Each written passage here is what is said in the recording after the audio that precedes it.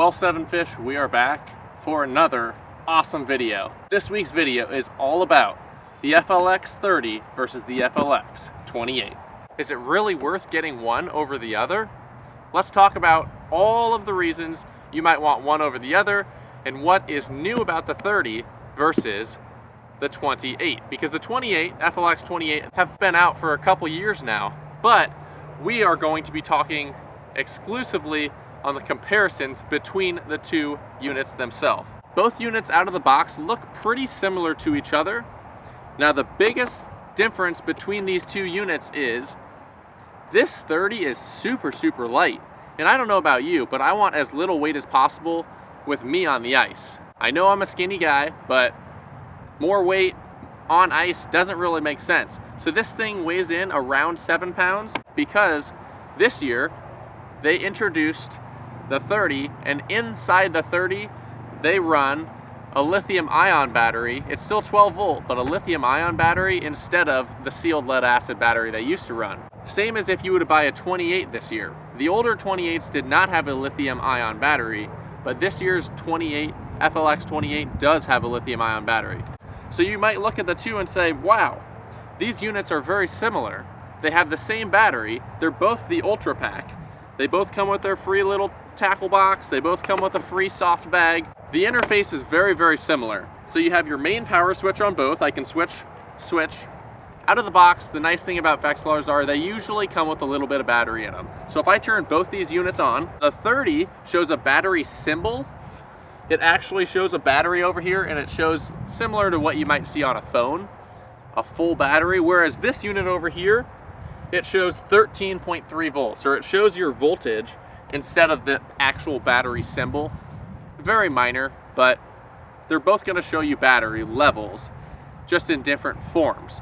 And maybe if you dig in deeper, you could change that form, but as of now, out of the box, this one shows a battery symbol, and this one shows actually how many volts you have left in your battery. Now the nice thing about a lithium ion battery, if you haven't used lithium ion batteries, are not only are they lighter, but they're going to run significantly longer than a sealed lead acid battery does. So you may be able to get on both these units 2, 3, 4 fishing trips out before you have to charge this unit.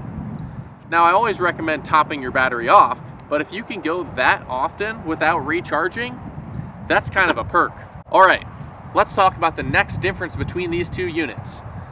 This unit here is broadband unit, this one is not. That's what the BB stands for on the box. It says FLX30BB, broadband.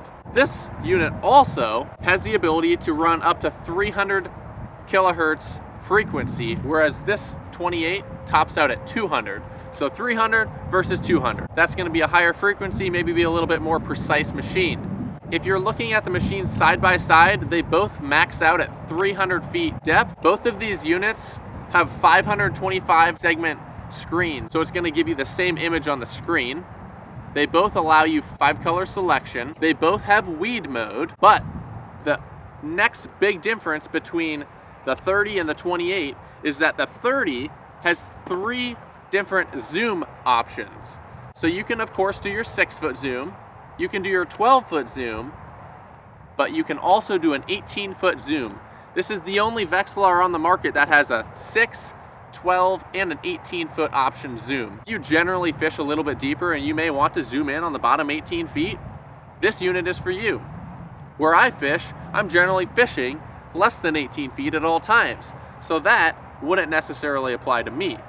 But maybe if you're fishing lake trout, super deep in a lake, that could be beneficial. This 28 over here, this one only operates at a 6-foot zoom or a 12-foot zoom. Both have target ID down to 1/4 of an inch, so they're both going to be pretty good units. They both have a standard 2-year limited warranty. The biggest differences or takeaway from this is that this unit is lighter.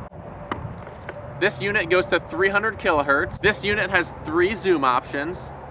And finally, this unit also has 140 different interference rejection options here. This unit only has 20 interference rejection options. This unit here has 2 zoom at 6 and 12 feet.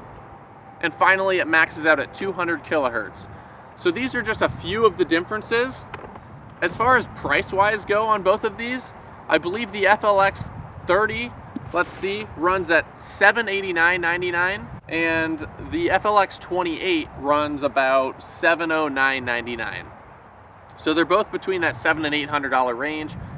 If you were debating between the two units, $80 difference, I probably would go with my 30. If you want a lighter unit, a unit with more interference rejection, a unit that goes 300 kilohertz, and a unit that has 3 different zoom options, this unit is for you. Both of these units are powerhouses. You won't be disappointed with either option. These are, I'll just go ahead and say it, 2 of the best flashers on the market right now, as far as flashers go. If you're talking about an ice fishing unit, Garmin does have some pretty cool stuff. Guys, thank you so much for watching. I hope this video helped you decide between a 30 or a 28, or just learn more about the 2 units. I will talk all day about Vexilars. If you have any questions on the 8, 12, 20, I can talk about Vexilars all day long. I love them. If you want to talk about Garmin Panoptix versus LiveScope, shoot me a comment. I will talk your brain off about Garmin's. If you want to talk about running a Lowrance or a Humminbird for ice unit, or for an open water unit, please shoot us a question or comment below, because Multifarious runs Lowrance on his boat. We've got Humminbirds and Garmin's on our family's boats. And of course, during the ice, we're running Vexilar for flashers. I run Garmin for my charts. They're both awesome units. Thank you so much for watching. I will stop rambling on about these 2 units. Please hit that subscribe button if you found this useful, and we will see you soon on the hard water.